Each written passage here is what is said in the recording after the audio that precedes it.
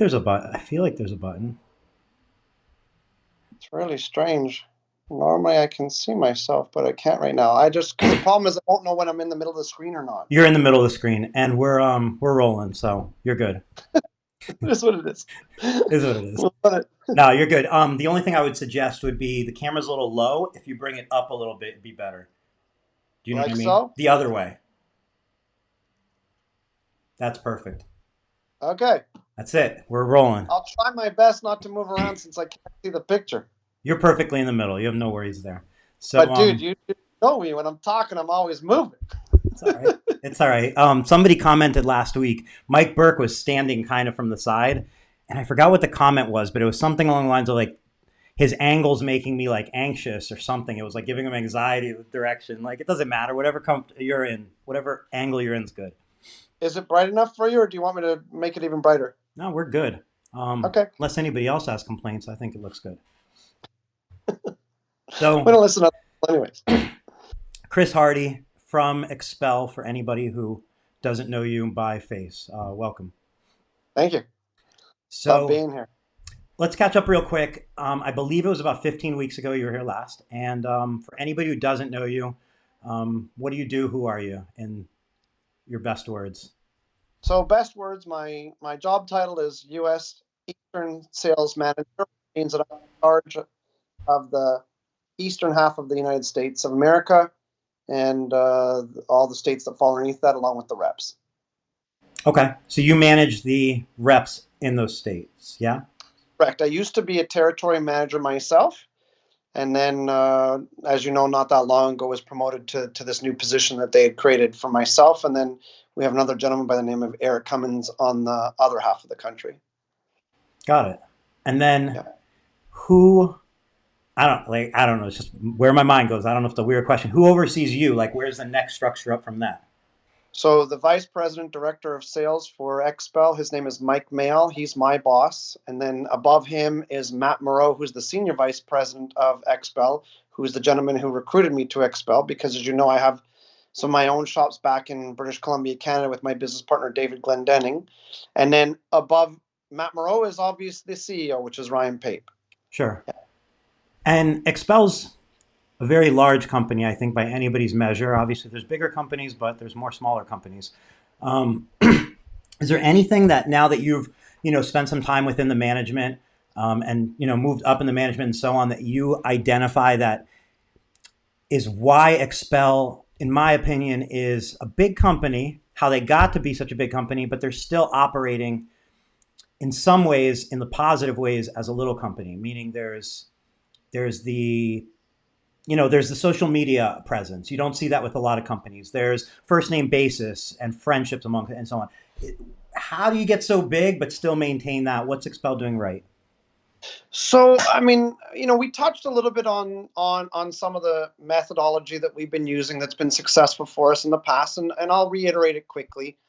Uh, Number one is that in fairness to the other companies out there, some of them call us a software company or a pattern company.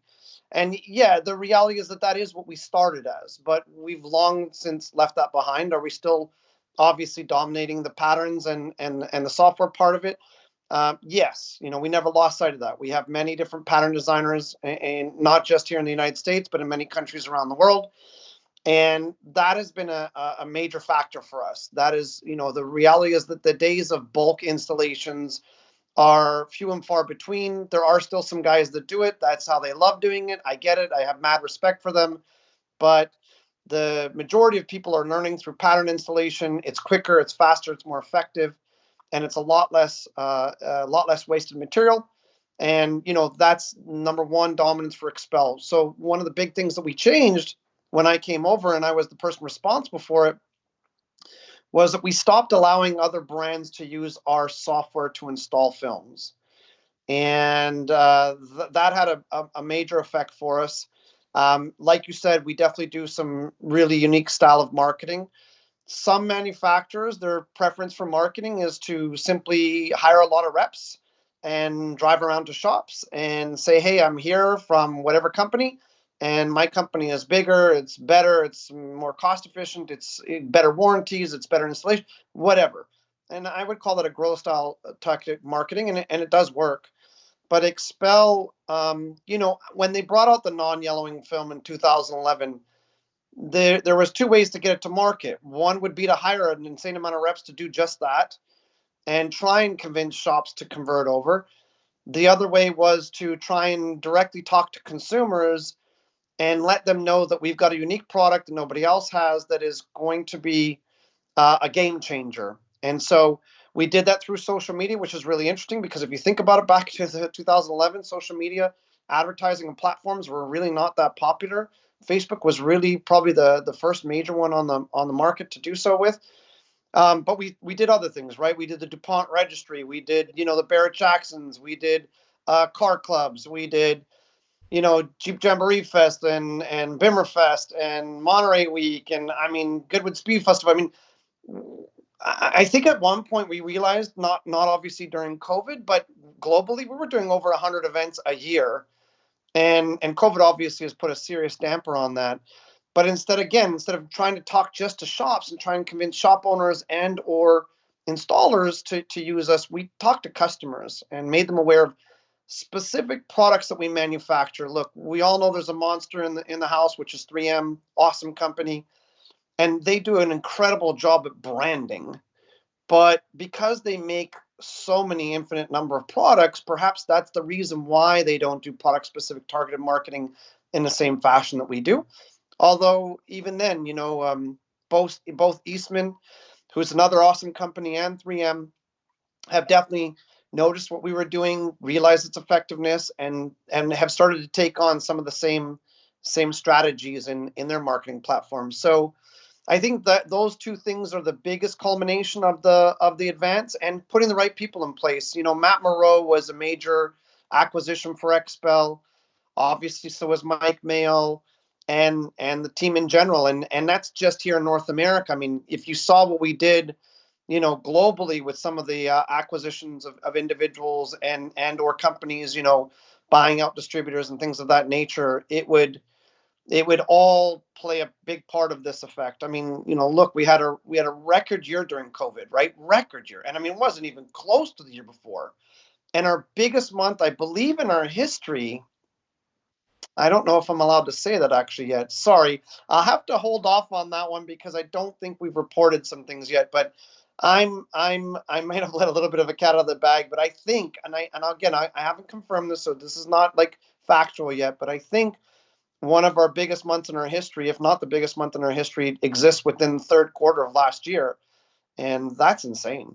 I know for a fact that here in North America, we had a record month, which was December, and I believe that that's true, therefore, for the company worldwide. And now, acquisition wise, obviously, a couple weeks ago, Xpel announced that they acquired Veloce. Does Yeah, Black Glass, is that on your radar in any way? Do you have any thoughts on that? it is. I mean, look, we all know that that there's great companies out there, and I don't want to like pretend that there isn't because it would be rude and incorrect and not appropriate. But I think it's fair to say that at least in the paint protection film world, we're the dominant players, and again, I really don't mean that to sound disrespectful, but I think that that's pretty much what everybody says. However, talk about Eastman, right? I think it's fair to say that they are the dominant players in auto tint, and then I think in flat glass, I think 3M is the dominant player in flat glass. And don't get me wrong, Eastman has amazing flat glass. Obviously, so do some other companies. 3M has some amazing auto tint, right? As do some other companies. But we've focused heavily on the auto tint, and you can see our rise. We're more than doubling our auto film sales every single year. Last year, this is crazy even to me at this moment, but we sold more square footage of auto window film than we did paint protection film. Uh, okay, we didn't make as much obviously on it because paint protection film sells for a higher ticket, but in terms of revenue, I don't know about profit margin, but revenue wise, obviously the revenue was higher from paint protection film. But the square footage being surpassed by auto tint is crazy. I remember my boss, Mike Mayo, talking to me in 2017, and we were at the warehouse, or the warehouse that we had at the time in San Antonio, and he was sitting there with Carlos Alvarez, this amazing our fixed operations manager, and he was saying, look, right now this warehouse is dominated by paint protection film, and window tint is a much smaller portion of it. He said, I'm telling you now, mark my words, within 3 years, you're going to need a much larger facility, and window tint is going to dominate the facility in terms of square footage. Well, he was right on that last year, and we drastically expanded. And then we just announced recently, within the last month, that even that warehouse we've already outgrown, and we've already acquired a much larger one right down the street from the current one.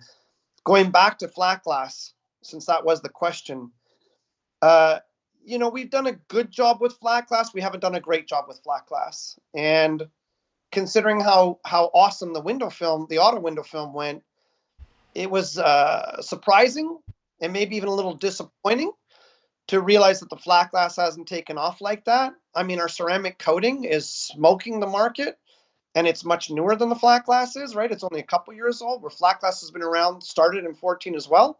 So our coating is 1/3 of that. And so, yeah, we made an amazing acquisition. We grabbed Harry Rahman from Veloce. You know him, I'm sure, already. Besides Veloce, he was a big part of Cooper Optics' rise to success. And even after Eastman had acquired Cooper, which is another great, high-end window film company. But yeah, bringing on Harry with Veloce and determining where the product mix is going to be between the two lines, Vision and Veloce, and adding him to that mix is awesome. We are already seeing absolutely amazing results from it. Harry was talking to one company prior to the Xpel announcement, fairly big flat glass operator, and they had said, look, while we love you, Harry, and while we love what you've come up with Veloce, being that you only started a couple of years ago, we're not comfortable switching from our current big brand over to you. We're just not sure if you have the infrastructure and the support that we may need in the future, and it's a little too scary for us at this moment. The minute that the Xpel deal was done, he reached out to them, and they committed to converting their account over. And I know of another couple of other major ones, and we're talking major. I'm talking $500,000 plus flat glass wholesale purchases per year accounts that are talking about coming on board, if not this week, next week, but it's coming out. And I think that it'd be very inappropriate for me to suggest that the reason that's not happening is not attributable, at least in part, if not quite a large part, to Harry and the Veloce acquisitions. Yeah, we're gunning for it. Well, I think it's just a good example of when together is stronger. It's a good fit. I feel like the pieces, from what I understand of Veloce, are a good fit for Xpel, and the pieces for Xpel that bring to Veloce are a good fit. So together, it to me, it just makes sense that, like, it's the reasoning behind it to me is peanut butter and jelly, makes a better sandwich versus just trying to make something disappear. It actually they both have value to each other, and I think that's really cool. Yeah, we had so I had my team on a group call with Harry just last Wednesday, and the information that he can impart to us is beyond invaluable. I mean, to this day, he's still done the largest single flat glass deal ever, which was 2 million square feet in a single deal. And it's all because the guy is, I say this with care and affection, but he's the mad scientist. Like, the stuff that guy knows is way beyond anything I can even comprehend. And so when it comes to things like, analysis and ROIs and looking at specs and looking at floor plans and plans that the architects have built, I'd be honest with you, I would be completely lost in that stuff. So it's good for us to have someone like him on board, and a lot of my existing clientele have reached out to me. Hey, can we buy Veloce? How do we get a hold of Veloce? And I'm like, look, what I want to do first is set you up with a call with Harry so he can understand your needs. He's much better and specialized at this. But yeah, I mean, I love the fact that Xpel is not scared to recognize where they might be lacking. And rather than try and create it all on their own, they'll go out and grab the one that can do it for them and with them and grow together. And, I think we did that with the antimicrobial film, right? I mean, look at that. I mean, 2018, we talked about it at SEMA and people were like, what is this? And I'm like, yeah, it's insane. And did we invent it? No, we went in and looked at a company in California that had come up with this, had all the patents in place, and we're like, ooh, love it. Kate, let's just buy it and let's bring it into the fold. I know. And when COVID hit, it was kind of like, to me, at least when I was like hearing about it, obviously, and I feel like I kind of predicted that it would sell out, and if you had access to it, it'd be a good thing to buy because if you're trying to rebound off of COVID, especially at the time, that's a good product to have. And it did sell out. I remember it sold out, and I, I mean, that's to be appreciated, like you said. Somebody who's not willing to willing to recognize where pieces maybe lack and put those pieces in place through whatever means possible. Totally. And the last thing I want to do is have anybody on this call think that RX actually has been tested to deal with COVID No, 19. no, but It it hit. was right. It I was don't want to have that false idea going around. There was a lot of people that reached out to us, hearing about it being antimicrobial, and thinking that maybe that also meant antiviral, which is right. not one of the same. Now, does it kill COVID 19? Look, straight up, I don't think that it does, but I don't know that it does or doesn't. But what I do know is that, prior to COVID, we had quite a healthy inventory on hand. We felt that inventory would easily cover us for a good 12 months, if not 18 months, based on sales projections. And we were starting to develop a sales strategy in how to get word out and how to sell it. And COVID happened, and you're right. In less than 4 weeks, it was literally 100% depleted. And we had guys that were putting in future orders for 60-inch by 100-foot rolls already, like 100 of those rolls at a time, trying to lock onto it. I'm very fortunate. I'm already aware of our Dealer of the Year awards that are going to be, going out soon. We would have obviously had them at conference, but because Dealer Conference had to be canceled due to the limitations of the number of people that could attend and how we had to put it on, which I know, Eric, you were looking forward to attending yourself. Um, we're not gonna be able to hand out the awards there, but I did get to see the full master list, and it's super cool that this year we have for the first time an RX Dealer of the Year. Now, I can't mention who it is yet. Maybe in another At the end of Tint session, Wisdom, we'll those do it. awards happen. You and I can hop on and we can talk about it more. But that's exciting. That's cool. Yeah. And our architectural window film Dealer of the Year this year was a new one for us also, who was with one of the other two top brands previous to us. So again, exciting things. Yeah, and of course, like you mentioned, it has nothing to do with it curing COVID. It's more along the lines of there's a general awareness to cleanliness, and as a facility owner, anything, people are going to be looking for ways that they can show their commitment to cleanliness, regardless of what that means, and that's a product. And then the other thing to know is like obviously, as a company gets into a product, they're only going to get further and further into that market and development of that product and other products and so on. So like, it's not about where it is right now; it's about heading in a direction of where a market's going. And I just feel like cleanliness is not going to disappear. Yeah, 100%. Look, when I had some really cool meetings with some really high level ex-military people that are still involved in the public space.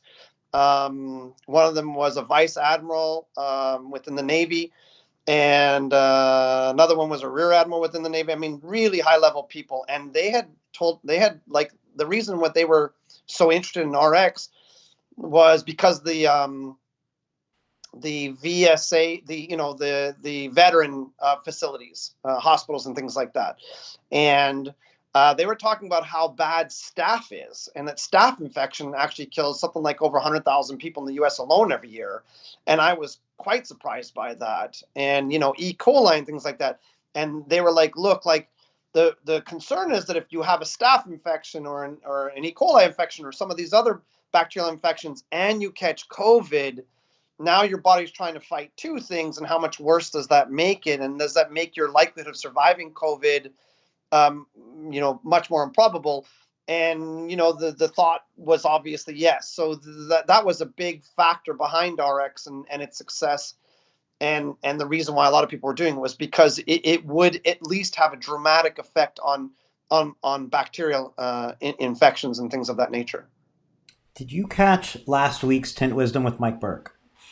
So I caught some of it. The problem is my newest position is amazing. I'm in love with it, but I've had a lot of year-end stuff that I've had to get accomplished.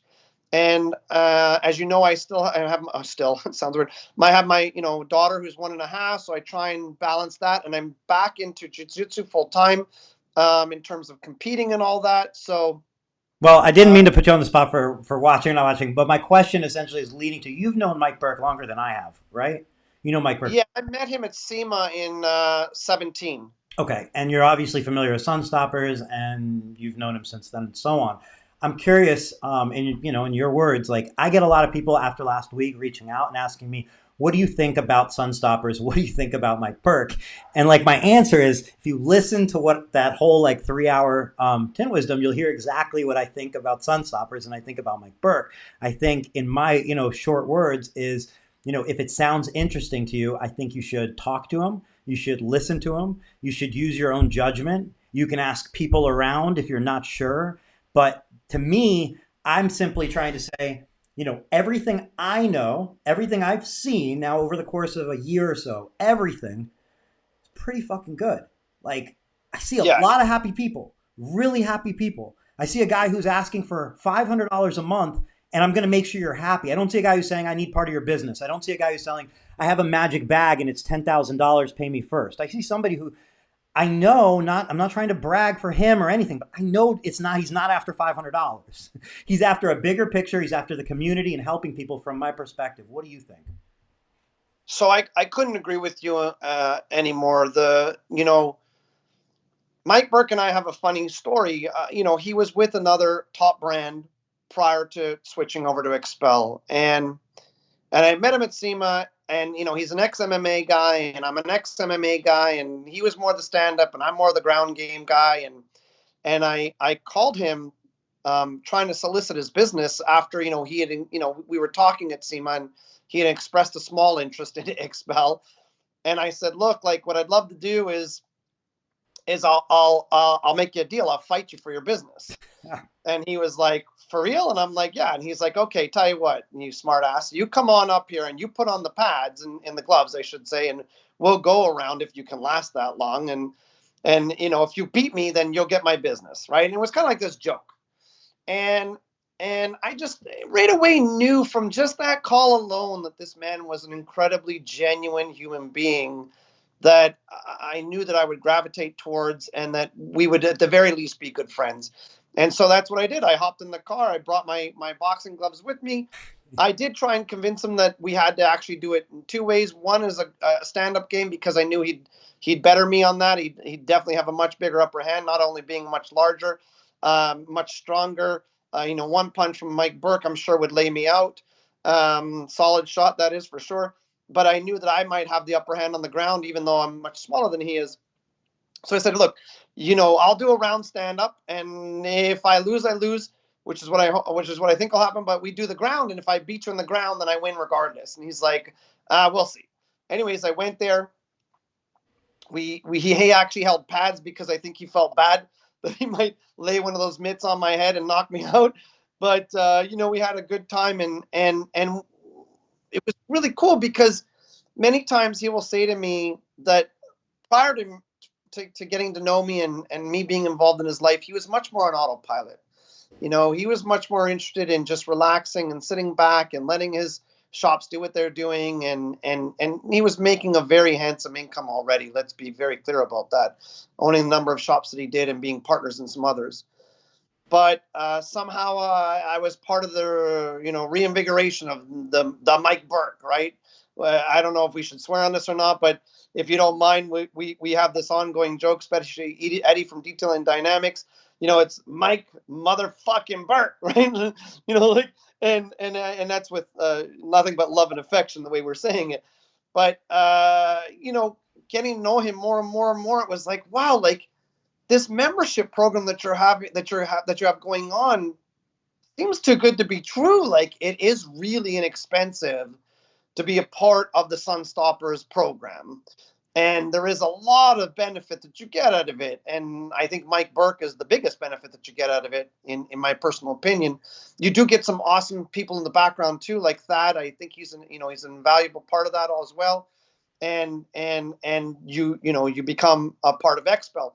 But the fact is that at the end of the day, I know for a reality that he's not getting rich on $500 a month. He's doing very well already. He's done very well for himself in the past. I'm sure he could retire at any time he wanted to, and be done with everything, and just golf every day and sit on the beach.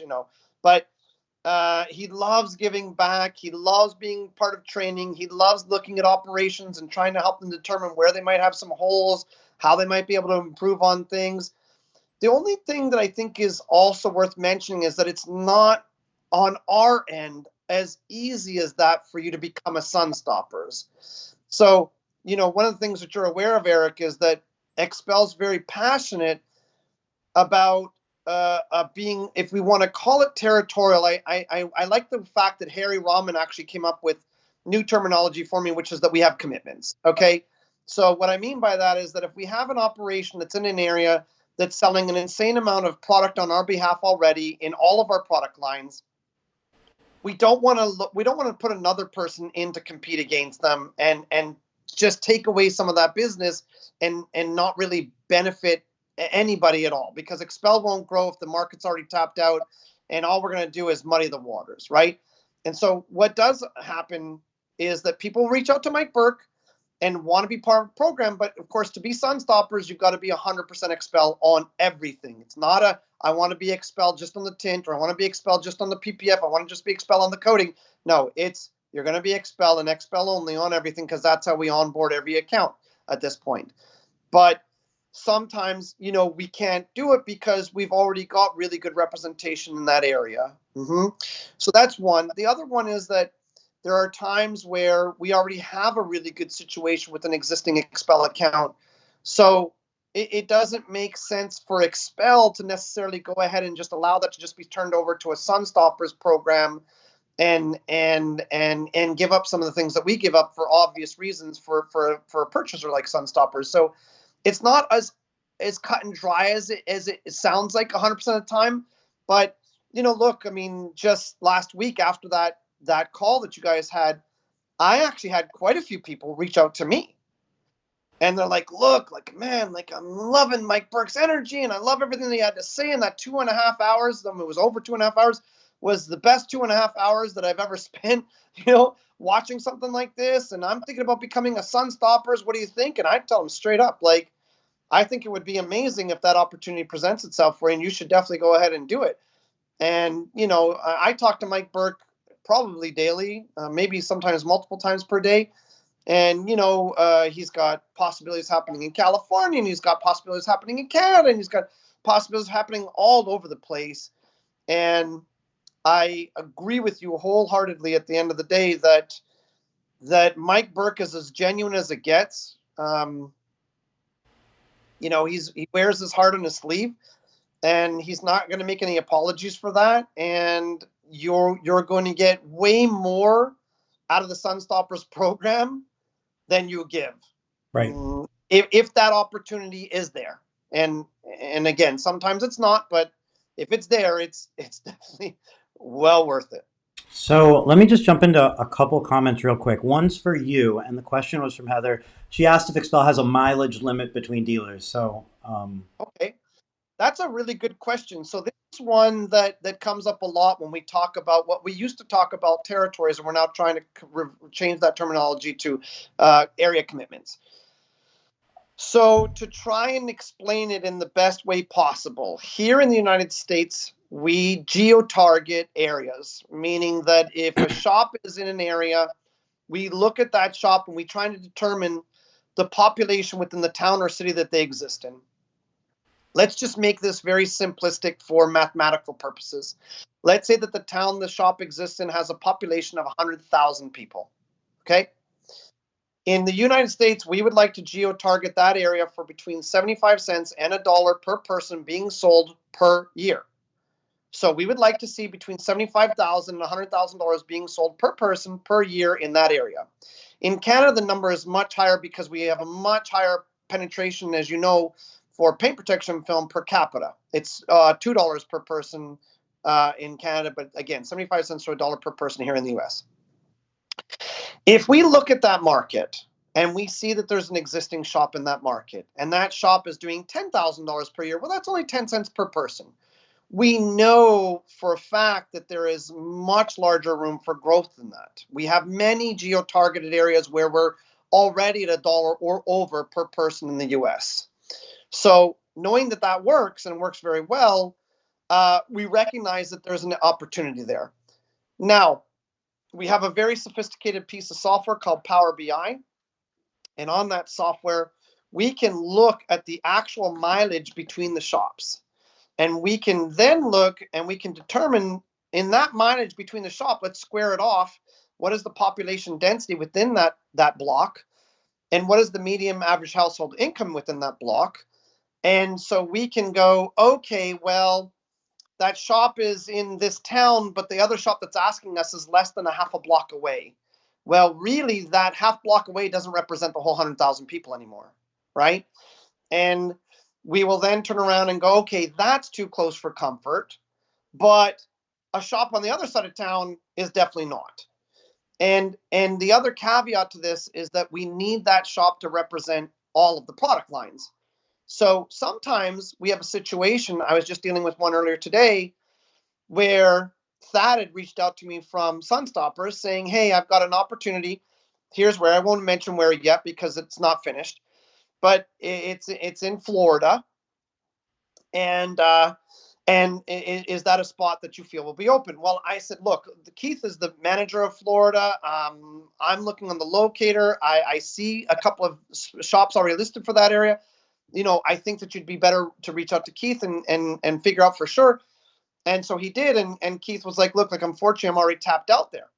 But we recognized afterwards, both me and Keith had made a mistake, and that Thad was asking about a flat glass operation there and flat glass only. Well, these other two shops don't do flat glass there. So we immediately went, oh, wait a second, this is flat glass? Yes, no problem. There is an opportunity there to bring on a flat glass operation. So if you want to make that work, if you want to make that happen, then you've got 100% our blessing to go ahead and do so. So again, I point that out because we have lots of shops that let you just do tint. Okay, great. And we want them to continue to be nothing but successful and continue to build their book of business and do wonderful things with it. But we have to sell paint protection film there too. We have to sell ceramic coating there too. Most tint shops will offer flat glass, but if they're not selling paint protection film and they're not selling coating, then again, we still have to have that representation within that market. So it's a very convoluted answer. I don't know if you need me to dive further into it than that, and I can with anybody individually. And I need to also point out that we didn't always do this. Remember that I was probably the instrumental person in putting a lot of these things in place in the 15 states that I was initially running. That Xpel, of course, was very smart to sit back and see if it was successful or not. And based on its success, that's when we adopted it as a more corporate-wide policy starting in January of 2020.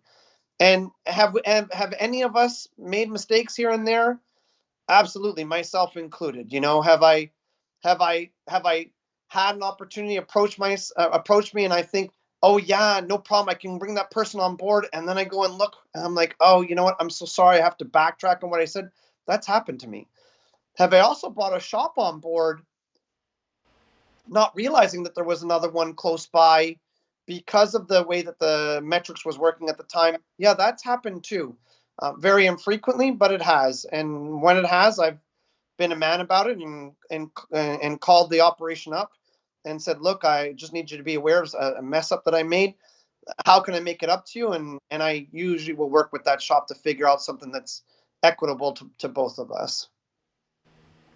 So before I keep pounding you with questions, I'm curious, is there anything that you came into today wanting to discuss? Any observations, anything like that?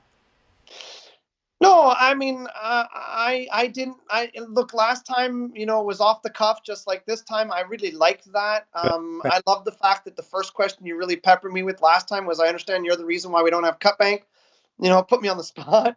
And I've said to a number of people after that interview that the reality that you didn't prep me for it, I think, is a big part of your personal success behind this podcast being absolutely unequivocally the best one in our industry by a long shot. And Thank you for so if saying you that. want to continue with questions, I'm perfectly fine. If you want to delve into a topic, I'm perfectly fine. Just checking Uh, because I can easily keep, and before you know it, you'll be exhausted and you'll forget what you were going to talk Listen, if about. So, it's 2.5 hours and there's more than 13,000 views, and I can tell Mike Burke, one of my best friends on the planet, hey, I surpassed you, I'm all for it. But I don't think that's going to happen because he's much more of a bigger personality than I am. Jordan asked, how much do small shops mean to Xpel?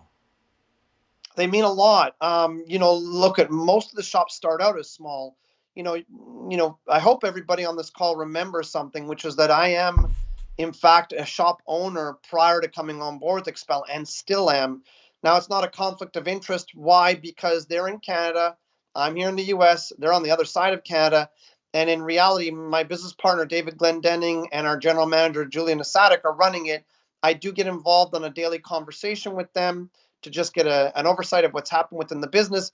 But those guys are the ones that are killing it for us back there. But I think my point is that I think like a shop owner. Okay. And where we always is a three shop operation and plus the flat glass and plus some other business we have going on. No, no, we were basically a two-man operation in the beginning. And David was in business long before I got involved with him. And so we became what we are because of our strategies and because of our sales processes and things that we put in place. But we started as small as well, and so little shops really matter. What's important though for the little shops to understand is that we do have we do have some things that unfortunately little shops may not qualify for. An example is the locator. Our dealer locator is something that we have minimum qualifiers to be on the locator. And if you're not hitting the minimum wholesale purchasing per month, it's an automated program. It's just not going to do it. It's not going to supersede the automated program. It's not going to just have you on there miraculously. Can we override it? Yes, there is a way to do it, but we try and adhere to the rules, right? So that is one thing that I hope that little operations understand. It's certainly not meant to exclude them. It's not meant to suggest that they're not important. And I don't know of any shops that started as a major shop. To this day, I don't know of a single one. You'd have to have millions and millions of dollars in backing from the very beginning and never been involved in the business before, and somehow pull off a miracle. I look at, like, for example, another really cool success story is Ray Van Dexter, right, at Dynamic. When we brought him on board from again another amazing manufacturer, one of the high end big brands, 4 years ago, 3 years ago, sorry. He was it was a good account. He was an $80,000 a year account, and I know he wouldn't be mad at me for sharing that. And this year, he's nearly five times that. And that's just 3 years later. And a lot of his success, he would say, is because of Xpel, and I would say no, it's because of you. Just like I tell Mike Burke, he says a lot of the success is due to me and due to Xpel, and I say no, it's because of you, and I really do believe that. But again, smaller operations become larger operations, and if you have the dream to be big and to grow and to be that top shop in terms of sales volume and penetration, we're happy to do all that we can to help you get there. The only thing that's negative is that sometimes the shop thinks that the rep is more involved with their personal business. That's what the shop is assuming is what they're going to get, is what I should say. I can remember times where shops would reach out to me and say, hey, now that I've opened up, when are you going to come help me close all these deals with dealerships? And I was like, look, like, I'm sorry, I can help you out with regards to like giving you some pointers. I can tell you what Xpel can do for you in terms of dealer menu pricing, and maybe you just need some marketing material and things like that. But I have to look after hundreds, if not many hundreds of clients, and to think that I have that ability is not accurate. And I apologize if I ever gave you that impression, because I certainly didn't mean to. Um, but again, I don't want anybody who's a small operation to think that they're not important. Every single client is important one way or another. And I think that if any manufacturer thinks otherwise, they're really missing the long-term picture. And I don't think that any of the big three think that way. So I want to touch on dealer programs, but before we do that, I want to kind of touch on a comment. There was a couple comments regarding. I kind of knew this was coming today.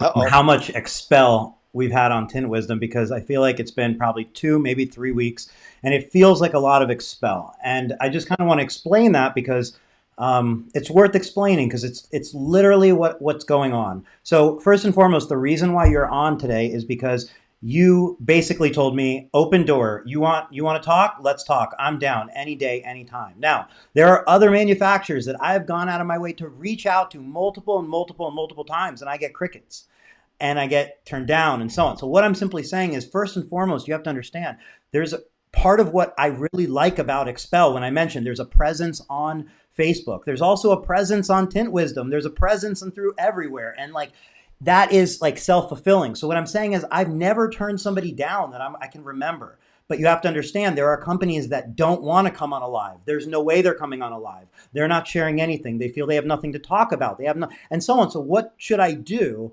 Have a placeholder? I can't do that. Like I can't just have like a cue card of a company's logo. I'm not going to do that. We have, whether it all comes from Xpel or 70% comes from Xpel, 30% comes. What we have is we have people that work for a company or a part of the company, Sunstoppers and related dealers and so on, that are anxious to share information.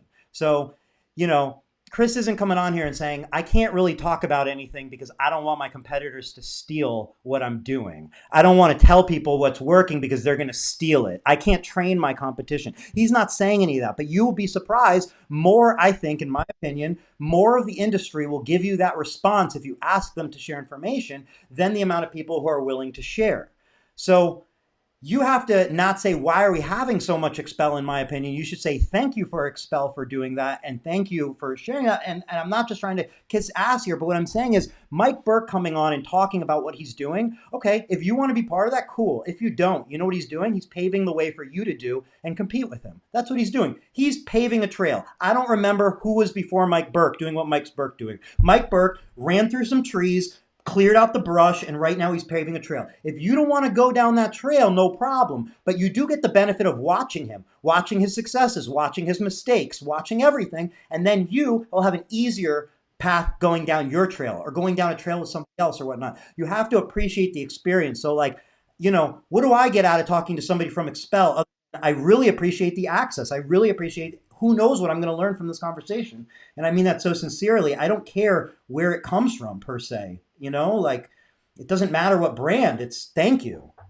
So, and as you know, like Eric, as I said, like, and I'll keep repeating myself, I'm a big fan of many of the competitors out there. There's a few that I don't know so well, and that's a reality, maybe because they're much smaller.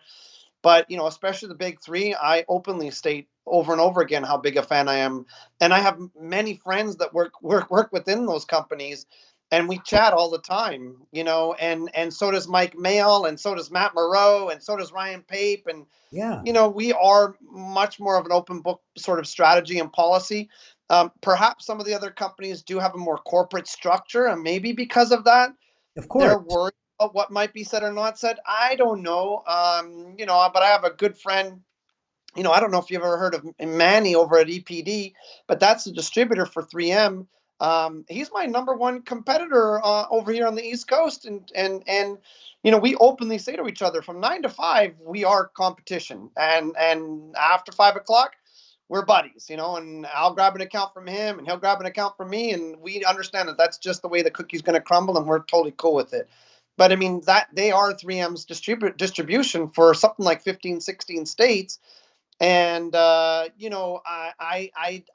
don't know whether or not Manny would ever jump on a call like this with us or not, but I could certainly ask him, or you could, and if he did and wanted to be part, I would relish it. I mean, I really really genuinely like those other big companies, and I think they're doing amazing things too within this industry.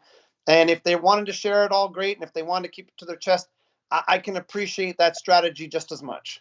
Right. And, like from my angle too, like I always say this to people like on a personal basis, but I'm not like a super, like, I'm not a Mike Burke. I'm not going to walk up behind you and just put my arms around you and you're going to be like, who's this big guy? I'm going to be like off to the side. You're going to be like, there's Eric. And then we'll walk over and greet you. Like, I'm just not that like outgoing necessarily in person. So I'm just saying, I'm not spending the other days of the week just like cold calling people and being like, will you please be on Tint Wisdom? It's just not my personality. I also don't want to impose on people. I don't want to put somebody in a position where they do it and something they say gets them in trouble. I want people who feel wanting to do it to come do it. And that's it. So like if the variety is not always consistent, look at it as it's authentic because I'm not going to limit somebody or push somebody. It's like you get whatever it is. And then as far as my opinion goes, look, I think very clearly, if your strategy is I'm too corporate to get on social media, I'm afraid of what our reps are going to say or a situation they could get in. We have more to lose than we have to gain. I think that that's fair. That's your strategy and no problem there. But I also think that somebody watching Tint Wisdom might want to hear Eric's opinion. And my opinion is that's a losing strategy. Now, I'm not saying you can't win doing that, but I'm saying you're really going uphill with that and it might keep getting worse for you as time moves on to a point of no return. I'm just saying. And if you I don't like my I opinion, agree. that's cool, I but I can't not give it. Like, what would be the point? I do agree with you. Of course, keep in mind, as you know, Eric, that at some point you have in-house legal counsel. Of course. They might have something to say about what you can and can't say, and perhaps there's some sort of censorship in regards to that. But again, at the end of the day, I'm not sure that that would make sense either, because we all go to SEMA, we all work SEMA, we all talk to everybody at SEMA. So I don't know if it's any different if it's being on a broadcast like this, and maybe because it's being recorded, perhaps that's a differentiating factor. But I enjoy being on the Tint Wiz, and I enjoy talking about the industry. I'm obviously very familiar with Xpel over everything else, but again, it's just what's comfortable for me. Yeah, and I appreciate that. And I think like, look, if you have a team of people and you're saying, I'm afraid to let this team go on the internet because I don't know what conversations they're going to engage in. I don't know what kind of things they might say that then can cause us bigger brand damage and potentially open up liability. And I understand that. And my opinion is my opinion, but it's as a company, I would say you're better off leaning into it and saying, how can we train a group of people to be active? How can we be the best at it? Than say, I'm so scared at being bad at it that we're not going to do it at all. And again, I want to say that not because I'm trying to put down any companies that that's their way to go, but again, if I don't give my opinion on this, I don't, and it's just a like a kind of this neutral variety of people, it's gonna suck. Nobody's gonna want to listen to it, in my opinion. Like, I'll tell you something you're probably not aware of, and that is that Patrick. I'll butcher his last name because it's a French last name, so I'm not gonna do that on purpose. But the gentleman that's in charge of Protex Canada, he recently was promoted to that position. He's really well deserved for it. Every single Tintwiz podcast, he puts it on our workplace. And as you know, workplace is basically the Facebook for companies, and that podcast goes global for us. And Ryan Pape and Matt Moreau and Mike Mail and all these people watch these podcasts, and they love it. I was talking to my boss, Mike Mail, probably 10 minutes before our call, and I'm like, "Yeah, I'm just getting ready to do Tintwiz tonight." He's like, "Oh, great! Go crush it, go have fun." Right? There's that's all. no, there's no like, "Hey, be very careful with what you." And they've seen my podcast with you before and gone through them, and I've never had anything other than Ryan Pape even saying to me, "Wow, like that was so cool, job well done," and reaching out and saying, "Good job," right? And that I don't know if it's like that in every single company's culture or not. Maybe it is, maybe it isn't. I just know that that's how it is for us, and that's why I'm very comfortable in being on these. Well, Thank you. And because now that you've mentioned how many people are actually listening within your company, I'd like to pitch an idea I have for Xpel. Ooh, I like it. so, I like it. Pitch it. so here's a thought. Yeah. Um, I play If I Was Expel, and if when I was playing If I Was Expel, I feel like to me, Expel. If I think of Expel and I think of like a company like Red Bull or like Monster or whatever, like to me, I feel like they have the same cachet. And I'm sure to a lot of people, maybe not yet. But what I'm getting at is I could imagine like a gold rush rally. Yeah. You're familiar. So there should be a Yeah. gold rush rally, but it should be put on by Xpel. So it's not a gold rush rally, it's an Xpel rush rally or whatever. And we're talking about all the supercars and the influencers and the super wealthy vehicle owners like that are already within the Xpel network. And the Yeah. rally can go, have different routes. There can be a supercar edition, there can be an off-road edition, right? Because both can benefit from paint protection. There can even be like a Tesla edition, right? Yeah. And you can take different routes throughout the country. You integrate different influencers. Everybody wants that sort of publicity. It has that high energy, feel. And to me, that might be one more step in getting Expel in front of consumers in a way that, you're not going to necessarily just find about, like, you may know Expel way before you ever think about getting tint or paint protection because you just know the name because it's part of that thing you enjoy watching. And then I feel from there, it can continue to evolve in that like way to where, you know, I may be a big fan of Xpel and I don't own a car yet because it's not paint protection in my head, it's Xpel. And I know them for what I really enjoy. And of course, I would use them on my car. So if you're okay with it, I'll address it with 2 points. Let's do it. The Gold Rush Rally is, of course, unbelievable. And we've been heavily involved in the Gold Rush Rally for years. Of course, I don't think it happened this year, but like we were on Goldberg's car, we were on Kurt Busch's Of course. car, I feel we like you're on every sponsored car. those cars, You we have to put be. the film on out of our own pocket, including the labor and things of that nature. We were on most of the cars in the Gold Rush Rally, if not all the cars. And so we do get some awareness from that, but doing our own, instead of calling it the Gold Rush Rally, So, some other term with Xpel in there, I love the idea. And, we've got a new, not new now, but another vice president we brought on, Rob Besner, who is our who is a vice president in charge of our marketing. I'll make sure that he, of course, I think he watches every podcast from you already, but I'll make sure that he listens carefully to the one that you just mentioned. I love that, and we are involved in some other cool things, right? And so this is the second part. Like I don't know if I've ever mentioned to you a group called the Tuner Theory. The Tuner Theory group is a really cool group of 20 individuals. They're all serious Instagram influencers. And one of the neat things about them is that they've been involved with for a long time with Michelin tires and HRE and Xpel. And Michelin went through the process of confirming that their pages had no paid followers and there was no everything was organic in terms of the followers that they had. They don't have millions of well, actually one of them does, but the majority of them have 150 to 200,000 followers. Well, Michelin, uh, you know, being as forward-looking as they are, did something called a summit for them, and they brought them to Vegas last year prior to SEMA, and for 4 days they hosted them, and they put them up in like Aria or one of the super high-end resorts. They gave them all monster suites. They took them out every night to incredible meals. They took them to the tracks every day. They also um, transported each and every one of their personal vehicles to Las Vegas to have all their personal cars there. They got track day with their own personal cars. They got track day at Spring Mountain with the Corvettes and the Camaros. mhm. And because we're involved, Michelin and Michelin reached out to us in HRE and said, "Hey, would you guys like to be a part of this also?" And so, I reached out to Xpel, my boss, and to Matt and Besner wasn't here as of yet, but I know he would have gone for it. And of course, Ryan Pape. And I said, "Look, this is going to be expensive. This is what it's going to cost us. You want it?" They're like, "Yeah, let's get in on that." And so we joined forces with Michelin. Michelin, in fairness, I want to be very clear and give them props. They did pick up the lion's share of the bill.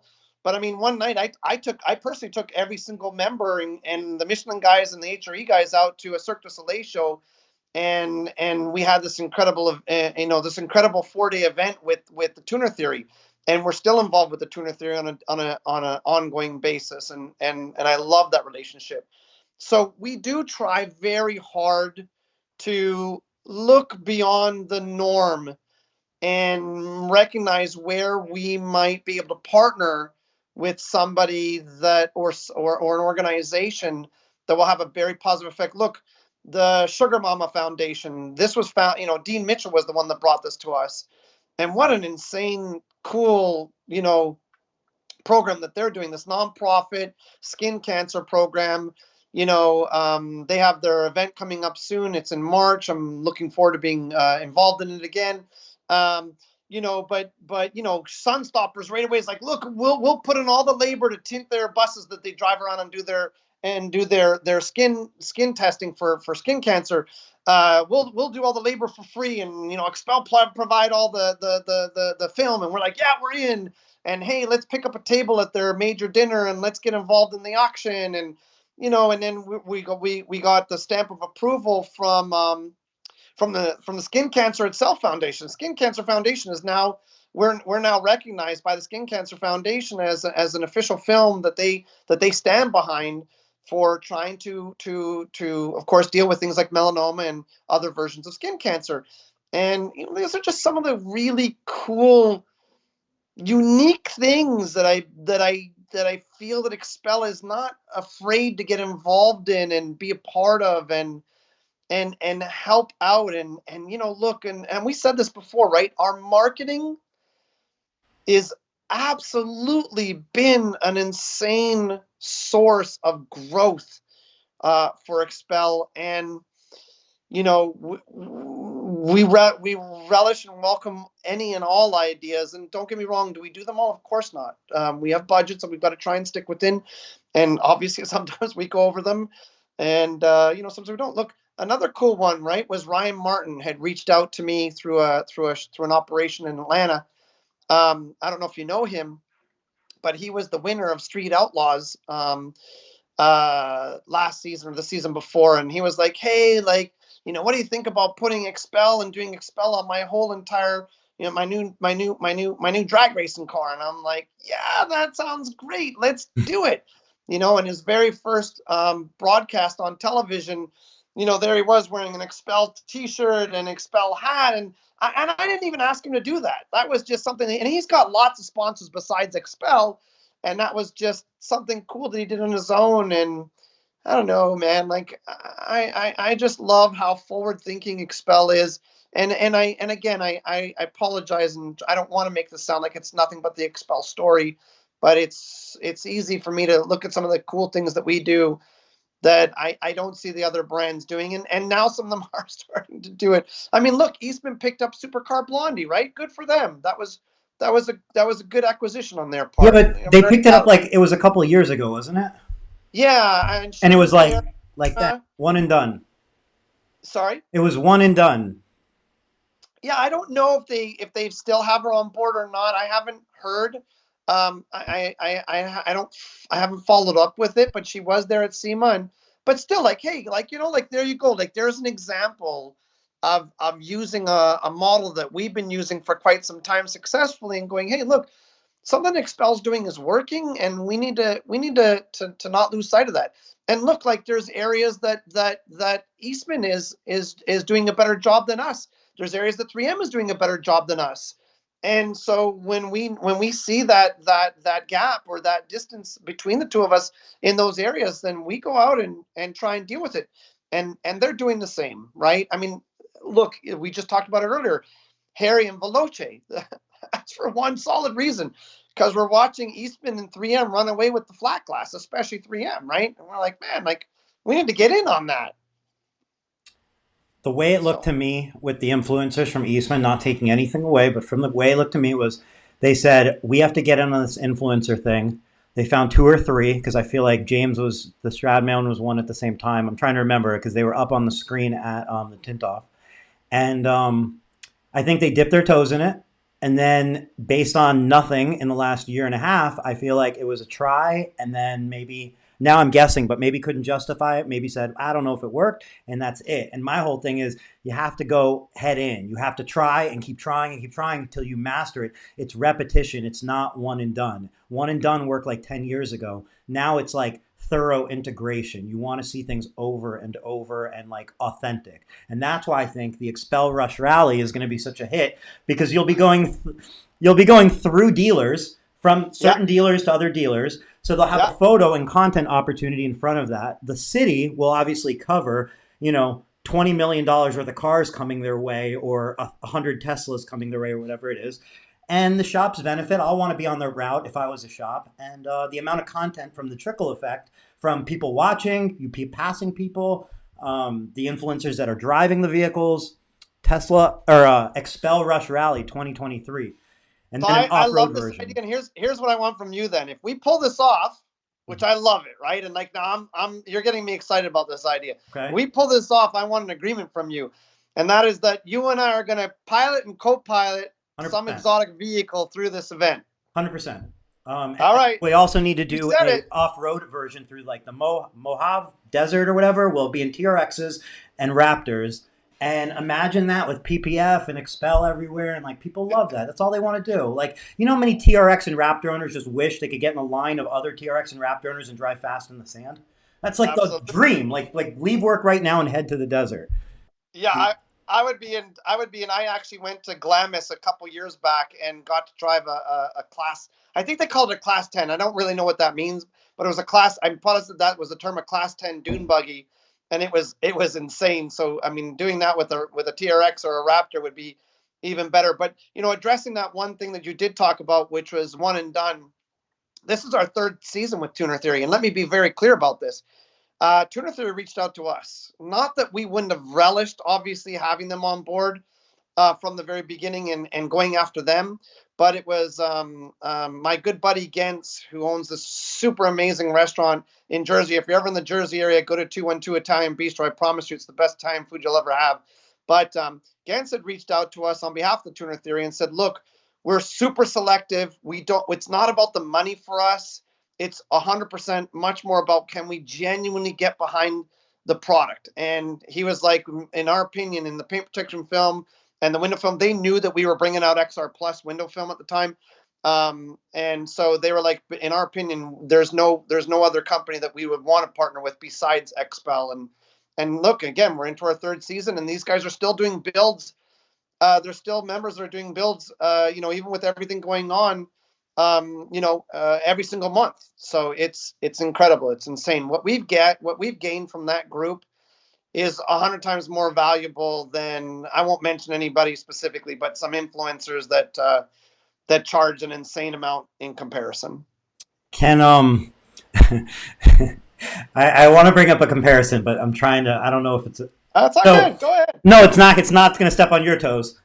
It's going to make it. So Oh, what I'm thinking is okay. I was thinking. Look, I sent you a text message when I was at the Corvette driving school in Arizona. I sent you a picture of a Corvette, and first thing, like when you sit down, there's only a few logos on the screen, and they show you right off the bat. Michelin's a sponsor, Expel's a sponsor, and there's like one other one that I don't remember. And then on the vehicles, there's Xpel stickers and so on. So what that tells me is if I'm an Xpel dealer and somebody was to come in and say, hey, why should I use Xpel versus this? Or I got a quote for that. If they have a Corvette, it's pretty simple. Hey, you have a new Corvette. Did you go to the Corvette driving school? Yes or no. Doesn't matter what the answer is. They use Xpel on those vehicles. Those are brand new C8s that they're taking around the track nonstop every day, all day long. They use Xpel on that. That's why I'm recommending Xpel for your Corvette. To me, that's an easy sales pitch, and that's a value that it's one of those things where if you sit there with your arms crossed and you're like, what's Xpel going to do for me? Well, the question is what you can do together. You can take that, you can use it to your advantage, and you can make a sale. Now, here's where I maybe get myself in trouble. There's another company that, your pitch, if you're selling their product, would be, hey, do you follow NASCAR? The NASCAR with no windows? Well, we sponsor that. The company of the window tint that I'm using, they sponsor that NASCAR that doesn't have windows. But you know what I mean? It could have paint protection on it, obviously. I don't know if it does or not. and it does. Let me be Okay. fair to them. It actually does. We But you see we the intimate feeling. If I have a Corvette and I know a Corvette school has it, it's different than, well, it's on NASCAR. What isn't on NASCAR? Screech from the Saved by the Bell's on NASCAR. Everything's on NASCAR. It just takes money. It doesn't So take. it's funny you say that because 90% plus of the NASCAR, whether it's Xfinity, the Truck Series, Oh, or the Monster cars, actually have Xpel on them. We are part of Penske's sponsorship program, as you know, for both Indy and NASCAR. So, in fairness to that other company, we're in there too. We sell to some large organizations. As a matter of fact, I can't get too specific. I can say Armored Products though is they install film on I think about 50% of all NASCAR vehicles again in all three lines, and they only use Xpel. Richard Childress Racing only uses Xpel. Obviously, Penske only uses Xpel.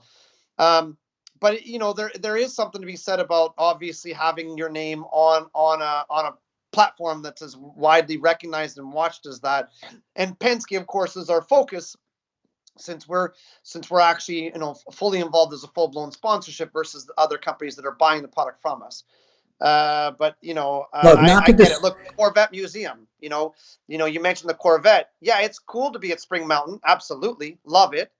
But the reality is that when you take delivery at the Corvette Museum will say to you, would you like to have Xpel put on your vehicle in terms of window film, ceramic coating, or paint protection film prior to driving off with it? Because that is the only brand that we will offer through the museum. So there's super cool things like that. The BMW driving experience, same exact thing. The Porsche experience out of Germany. You want to go pick up your brand new Porsche in Germany? They're going to offer you one brand and one brand only, which is Xpel. So we've done some really cool things with that sort of strategy, and it's definitely worked out for us. And I'm not trying to say or like put down like NASCAR or whatnot as a strategy, but I do really personally believe that if you don't get into like niche markets, if you don't really penetrate, that's where the attention is and that's where it's going. It's becoming more filtered and more filtered down into what you really pay attention to, and the rest is in the peripheral. And it's not going to be that important to you, you know? Yeah, I mean, the most obvious one is Tesla owners, right? You've Right. never seen. I think that to me, maybe the strongest or call it the most clicky owner prior to the Tesla was actually Corvettes, and as you know, I've owned quite a few Corvettes myself, including my new C8 convertible, Congrats. and What color is and it? sorry. What color? It's the same as the last one. It's red, and it's Nice. got the stripes down the middle, and it's red and black interior, and What and it seats? hasn't hit the road yet because of course it needs to go get full body paint protection film and tint and coating and rims and suspension and exhaust and all these things done to it before that. But it's also winter, and so of course I'm not that concerned about getting it done yet. Although that's gonna have to happen soon. But the Tesla customer is by far and large the most banded clientele base I've ever seen in probably anything other than Harley Davidsons, and maybe on that same level, right? If you're a Harley owner and or you're a motorcyclist and you like Harleys, you don't like anything but Harleys. That's just the way it is. And I think that the same thing is true for Tesla. And thankfully, we focused heavily on that brand with our social media platforms.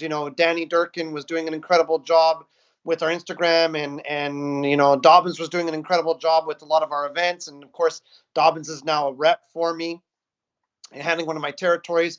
But we focused heavily on Tesla for that reason. As you said, if you don't recognize these niche markets, you will probably fall by the wayside. Yep. And I actually caught a post, like a post in a Tesla group that somebody from Xpel, I don't remember who it was, had replied to. And I caught it a while ago in a random Google search, actually. And, to see somebody registered on a forum, we're not talking about a Facebook group, but on like a V Bulletin forum for Teslas, um, having a manufacturer's presence, that's what you want, because if not, questions can get away from them. You want that support in there to answer, is this job acceptable, is there issues, is what's the warranty, how does this product compare? You want that sort of support, because if not, it's all on you. So like, again, not trying to look, it's credit where it's due. I mean, I've seen that penetration on Xpel's part, and that's why I'm such a fan. Yeah, and look, we've got people like Jeff Phillips and Dean Mitchell that are doing an incredible job on a lot of the Facebook forums, Window Film Revolution and Paint Protection Film Professionals and things like that. And there's others too. And then, like you said, there's people that are involved in forums. We have this super sophisticated software that looks for our name on social media platforms. And if there's anything that's where we feel like we could do a good by getting involved and responding to it, that's our intention. It's a big focus of our CEO, Ryan Pape. And to give hats off to where they're due. He really likes making sure that we stay in the limelight and we stay always positive, and that our general public and is doing the same on our behalf and with us and for us. And we've got some diehard clientele, and I'm talking end customers, not our shops. I mean, end customers. I have this client up in Connecticut, and the story is that he wanted a one-piece back window on his Model 3. And some shops are really good at it, and some shops honestly are not as good at it, especially in the beginning when they first came out.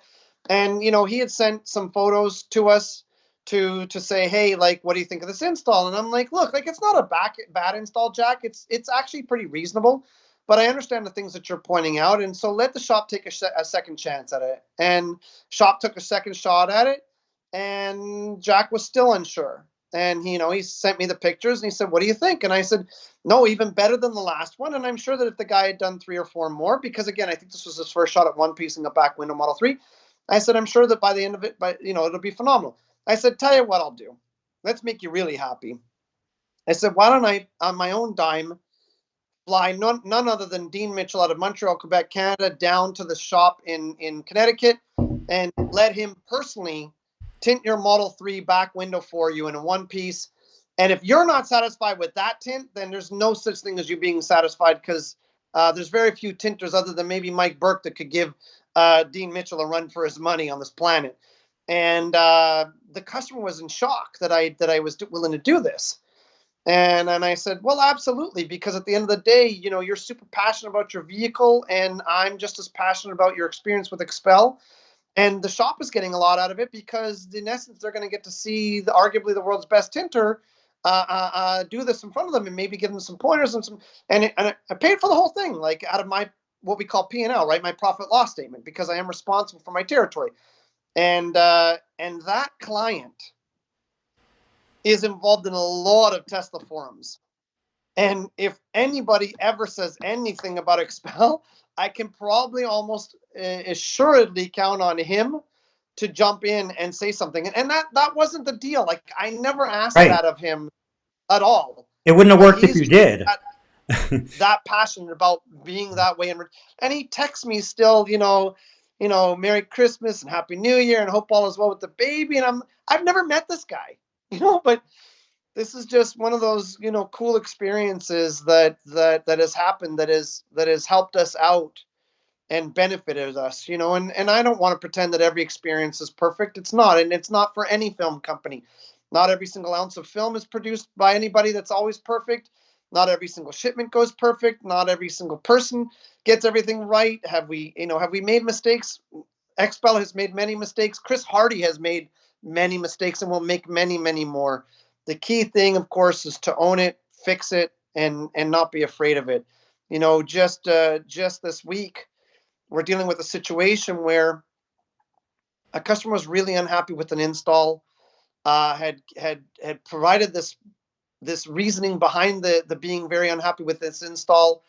This gentleman is, I'm sure, a wonderful gentleman. I need to say a huge debt of gratitude to him. He served our country. He's a disabled veteran because of it. And I looked at the install and okay, like, once you see something wrong, I think you tend to overanalyze and pick a lot of things out. And I'm like, look, like, I wouldn't have a problem with some of the things that you're saying, but some of these things I definitely agree with you. It's not okay. It's not acceptable. I had the territory rep reach out to the shop to say, hey, I need you to please look after this and fix it. And the shop didn't want to try and fix the actual problem. And at the end of the day, we had to part ways with the shop, saying, look, unfortunately, because of the way that you're taking care of this client, or actually not taking care of this client, I apologize, but Xpel's going to have no choice but to part ways with you. And it's because we hold ourselves to such high standards that we expect the shops to work with us to help that out and make that plausible and possible. And it's a shame. Like, who wants to lose a customer that's spending money with you? I don't think any of us do. But if it's going to damage, if it's going to damage our reputation, if they're not going to understand where us as the manufacturer are saying, hey, we're actually agreeing with the client, and we need you to help out and just take care of it. And am I saying that every single customer is right in every single thing that they pick out? I'm 100% saying on the record, no, not every customer is right. What's right is how they feel, right? And I can't take that away from them. And I can't pretend that they really don't feel that way and they're making it up. I don't think that anybody wants to spend their time, sending in pictures and trying to call corporate or sending in an email to corporate and wasting their valuable time of their day with nothing but complaints, because that's all they have to do with their life. And so there's times when I'm looking at install issues that they're pointing out. I'm like, man, this install's fantastic. But look, if what it's going to take is to redo it, we're in. Look, David Glendenning and I have this conversation all the time, as does Julia, right, about our own shops back home. And we're very proud of the fact that with all of our stores that we work with, dealerships I'm referring to, and all of our body shops that we work with, and of course all of our retail client that we work with, which is quite a large number, we tell them, look, if you're not happy, we will gladly just redo it right here and now for you, if that's what it's going to take, and at least show you that maybe this installation is as good as it's going to get. Maybe it's not possible to do what you're actually asking for, but if it's going to appease you and satisfy you to rip it off and redo it, whether it's the body shop calling us, whether it's the dealership calling us, whether it's the actual customer calling, let's do it, because that positive experience is going to translate into nothing but accolades and admiration and repeat business. And Xpel drives that home day in and day out with every single person in the company. Elise, who is in charge of our customer support, she's in charge of that entire team. Man, I would not want to have that job. She drills down constantly that Ryan Pape's message is do whatever it takes to make sure that customer stays happy with us. And at the end of the day, does it cost us money? It costs us money. But is it going to pay off in droves in the long run? I think the proof is already there that it has. Right. Yeah. When that's your like, it came up in last week's Tint Wisdom too, like the concept of like everything's for money. Like potentially money's part of all parts of business. However, if money's your direction, it's not going to lead you, in my opinion, to success. Your direction is customer happiness. The money will come with it. So will a lot of other things like growth and employees, but the direction should be like customer satisfaction. That's ultimately like the goal of any business. The rest works itself out. I love that point, because now being in charge of the sales reps, and I have been in charge of dealerships in the past and things like that, so this is not new to me. But with the sales reps, of course, every year we obviously revise the pay plans in terms of the targets and things like that. Mm. And what I love about my team is that they do not a single person on my team focuses on how to make that target and that money. What every single person on my team focuses on is how to make sure that the clientele is beyond happy with their experiences with them, knowing full well that that will automatically translate into overall revenue success, and in turn their paycheck will show. It's been true for me from day one. I know I was the highest paid salesperson for Xpel every year that I worked for them, and it was never part of the focus. The focus was just making sure that I could do the very best job that I could on behalf of both the customer and Xpel the company. Yeah, and I think that lesson's one that everybody can take and just apply to whatever they're doing. because if you focus on that, whether you're doing flat glass or automotive or tint or paint protection, doesn't matter. If you focus on that customer experience, you're not going to have to justify why you charge what you charge. If you want to make money, the money will be there. But if you don't focus on that, then your focus becomes on trying to justify making money, which may not be justified because you might not be providing the service that is worth what you're thinking. Right. Yeah, it's a very, I've never seen that mentality succeed ever. And I mean, yeah, I grew up in the car business starting, when I was 20 years old. Sorry, that's not true. I was in electronics at 20. I was at 24 that I started in the car business.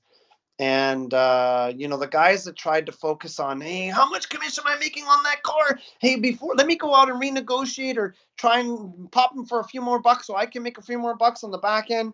Never worked. Never worked. Those salespeople never lasted. No, no, and I think in examples like, well, it doesn't matter. We don't have to go down that road, but like in examples like even like Tesla, you just get such a vibe from buying a vehicle that somebody's going to take advantage of you. That I'd rather like you don't know you're paying more, you're paying less. Who knows what you're paying? But you're paying a price. There's the price, and just avoiding feeling like you're being taken advantage of or somebody's trying to like get you for money is like great. Like it's a great feeling. Um, Yeah. Having set prices does that as a business. If your prices aren't set, don't expect your customers not to respect. Like, don't expect them to respect your prices if your prices aren't even set. Because if you're coming off the cuff with your price, well, then they're going to come off the cuff with their price. Is how I feel. But when the price is set, the price is set. Yeah, David and I adopted a standardized pricing model with we started this in Kamloops, right? Kamloops, British Columbia, which is where our number one store, Protex Kamloops, is located.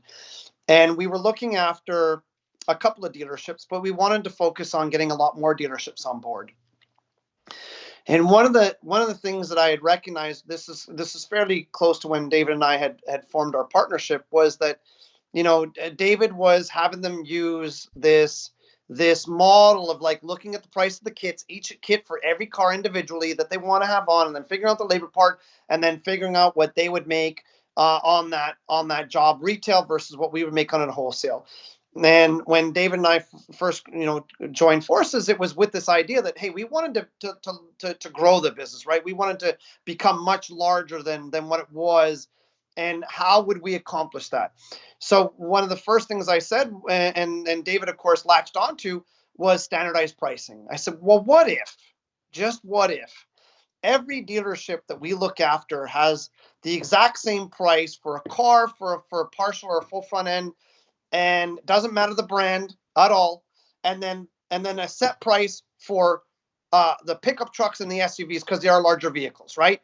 And what if that was a standardized price? And what if it was standardized for Mercedes as much as it was for Mazda, as it was for Kia, as it was for GM, Chevy, et cetera, et cetera, et cetera. And then let's take it one step further. What if our store is that price as well, right? So you would never have that call anymore like, hey, man, I'm talking to this client. I'm trying to close this deal on a paint protection film package or window tint package or a coating package, and you guys are undercutting me. And that's what dealerships would have happened before. And of course, they get incredibly upset about it. And, so we tried it with Toyota first, and then we went to Chevy second, and then all the other dealerships started contacting us and saying, hey, we understand that you have standardized pricing and that your price is the same as ours, and that that you guys are very comfortable in owning up to anything that client feels is wrong with it and stuff like. And we're like, yeah, 100%. Well, I mean, holy cow, I think our business tripled the very first year that we brought that out. And we were fine with publicizing it, right? It wasn't like we were being secretive. It was, Right. call us up for a price. It wasn't like, well, you've got to come in here first for a full consultation before we're even willing to talk about numbers. Now, am I saying that we want to try and upsell them on the phone and everything? No. We'll say, hey, packages start from this price in Right. tint, and packages start from this price in paint protection film, and we'd love to see your vehicle in person and have a consultation, Mm-hmm. and then we'll go over all your options with you. And but the point is, we had a starting point, right? And we weren't afraid of it. And I know for a fact that David and I coming up with that was a big factor in our success. Yeah, it also brings up a point like nowadays when if you're making a post that's actually getting any traction and people are commenting asking well how much for this type of vehicle, if your response is I'll message you, I'll message you, what happens is like the people who are probably your customers don't bother, and the people who are so desperate for a low price they'll go out of their way, they're going to be who messages you, and it's going to create this um, to me inauthentic like gauge of really what's out there. I think you need to put pricing out there. And what that does is all those people who don't bother messaging you, don't bother even clicking on the post, but they see it, you have an opportunity to sell them because you're not making them work hard or feel like you have something to hide. Because look, if you can't tell them pricing, you better have a really good explanation why. And if you do, then use that explanation. But if it's just it's a secret, it feels like it's a ripoff. I agree with you. I'll give you one little sidebar to that, though, and that is that I don't know that you should always reveal everything online. And the reason why is because if they don't connect with you and they don't get to have that personal experience, Mm-hmm. then they might have all the answers they need on their in their mind to make a decision when that's not accurate, right? Yep. Have a verbal conversation with somebody and to be able to say to them, look, like, just to give you a heads up, we have a loaner vehicle ready for you when you show up that's no charge. We clay bar every vehicle prior to our PPF installations. We're going to wrap all available edges. We're easily accessible. We're going to put this kind of warranty in place, and we're going to that is important. And without that consultation part of it, if you will, I feel like too many people are making decisions based on price alone, and Mm-hmm. that can be just as detrimental, right? So I'm not saying that I want to tell everybody, hey, my partial front end is 11.95, my full front end is 23.95, my full vehicle 69.95, and Sure. now go ahead and go shopping and make your own judgment call without ever talking to me. Sure. And it's a really good clarification that you make there because I totally agree with you, and it's actually something that I kind of get a little bit of kickback here and there when integrating Tint Wiz because there's a certain type of shop out there that has adopted Acuity specifically, and that Acuity system they'll just put in all their services, and they're like, you know what? I'm so sick of answering the calls. Here's my Acuity. You schedule yourself. Here are my prices. And to me, that is taking the issue making a problem where there wasn't a problem to begin with and creating a new problem for yourself because that to me is doing exactly what you said, and I agree. I'm not saying that's what you were saying, but it does what you said. You're not getting the opportunity to capture their information, so and you're not giving them any reason to realize that you're the shop that fits their needs because all they're seeing is a price and a little bit of text. So I 1,000% agree with you, and that's why I'll tell people if you're having a hard time quoting, the answer is not don't quote. The answer is find a better way to quote, a faster way to quote, a way that takes a few seconds to quote. Don't just stop quoting. That's not going to solve your problem. Your problem wasn't. So anyway, I agree with what you're saying. I think the middle ground on social media posts is I feel like in social media posts, people do expect to get somewhat of an answer. So like you said, if you're going to say, hey, it's starting at this price, these are some of the reasons why it's beneficial if we can see your car first. We make our decision, based off of this. You may want this. Come in for a free consultation. This is what makes us different. Here's a link to some pictures of review. Now you're going to get people who read that and they're like, okay, I'm going to contact you. Maybe I'm not going to self-schedule or whatever, but it's enough. Just don't do that hiding everything scenario because that just doesn't work. And it's a lot of work for you. Why do you want to have a conversation with every single person to probably paste the same BS response back anyway? You're not taking it like personal a lot of times. Yeah, and look, we both know that there's clients that you don't want. Like, it's not about every single customer that's out there having them as a client at the end of the day. There are customers I literally do not want, and I'm talking on the retail side where we call it divorcing the client, right? Because we know the client is unfortunately got too high of an unrealistic expectation, and no matter how we try and explain things in terms of what this product is going to achieve and what it can't do, and if they're not going to accept that answer, then that's not a client that I actually want to be in bed with or involved with.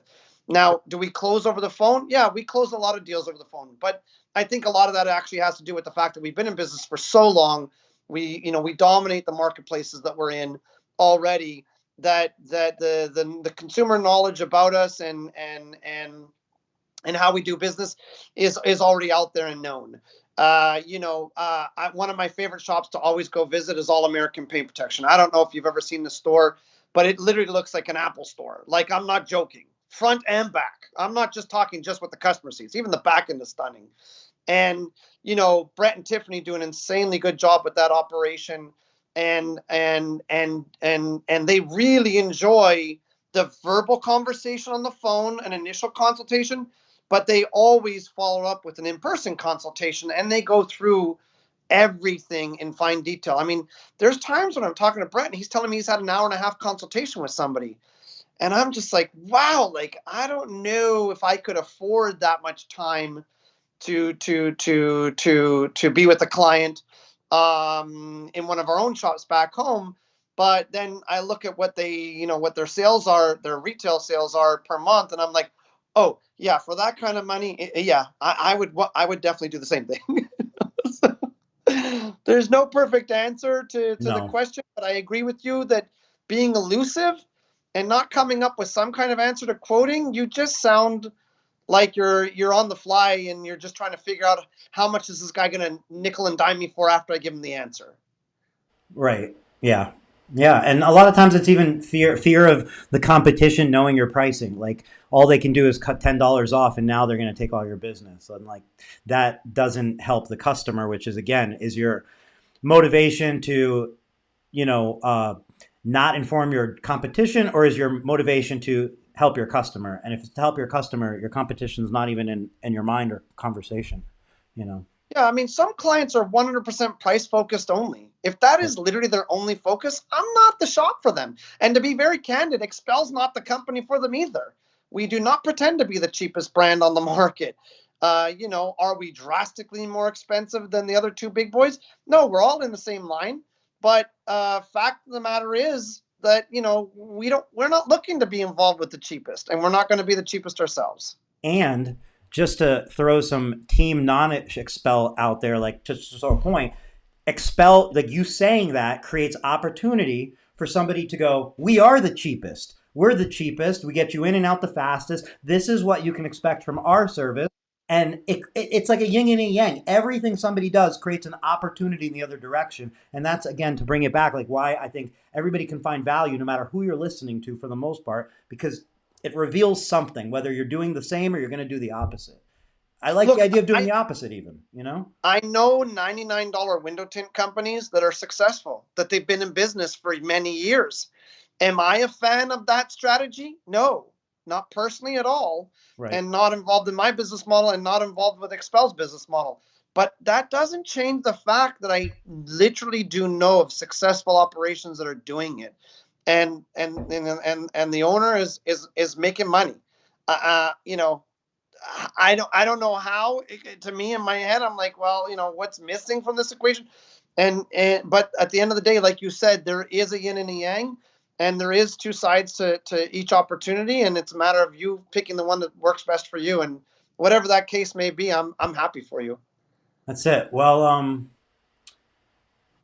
Expel Rush Rally 2023. If you want to be part of it, reach out to your rep, or you can email Expel or whatever. But if you want your shop to be part of it, you've got to start asking now to make it a real Well, thing. let's start So, going for it. I mean, I think, look, I really see it. There's obviously the supercars, but then there should be a Tesla edition. There should be an off-road edition. There's different routes throughout the country. Maybe twice a year there's a rally. They're stopping at locations. You're getting city press. People are going to come to see the cars. I mean, the level of like expel awareness and fun, and then content that'll trickle down from people, Instagram and Facebook and YouTube and so on. Like, I'm sure it'll be expensive, but I feel like Expel's kind of already in the right crowd to make it happen, because you already know the right people that are already doing the rallies and so on. It's not a competition anyway.